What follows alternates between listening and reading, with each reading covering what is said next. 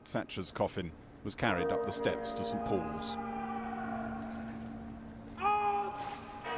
At the front and the back, 2 Falklands veterans, brothers, supervised the carrying of the coffin.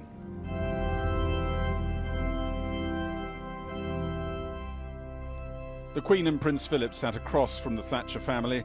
The first reading was given by Margaret Thatcher's 19-year-old granddaughter, who was born in America and is now a student there.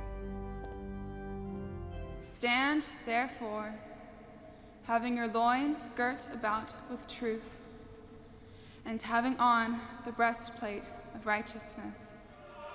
David Cameron, who spent his early years as Tory leader trying to distance himself from Margaret Thatcher, gave the second lesson. Let not your heart be troubled. Ye believe in God, believe also in me. In his sermon, the Bishop of London said there would be no eulogies for Margaret Thatcher at the service, at her request. After the storm of a life lived in the heat of political controversy, there is a great calm. The storm of conflicting opinions centres on the Mrs. Thatcher, who became a symbolic figure, even an ism. But today, the remains of the real Margaret Hilda Thatcher are here at her funeral service. Lying here, she is one of us, subject to the common destiny of all human beings.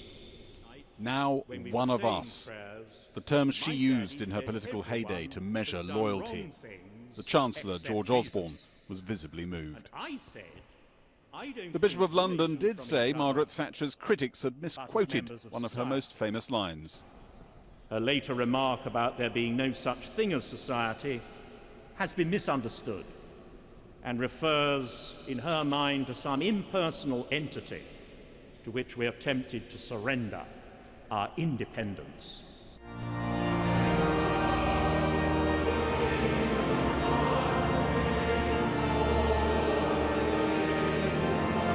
Margaret Thatcher's favourite hymns peppered the service. Details of this morning planned with the palace and Downing Street in the years after she lost power.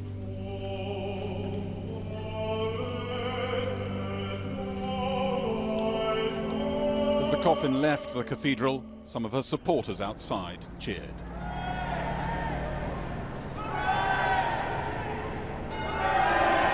Her remains were taken away for cremation at a private family service. Margaret Thatcher had wanted scriptures, not tributes today, but she'd also agreed to the rare ceremonial and military presence. 48 years since she last attended the funeral of one of her prime ministers, the Queen stood again on the same steps where she said goodbye to Winston Churchill. The Queen talked briefly to the Thatcher family on the cathedral steps. It may be no politician ever has a send-off like this again.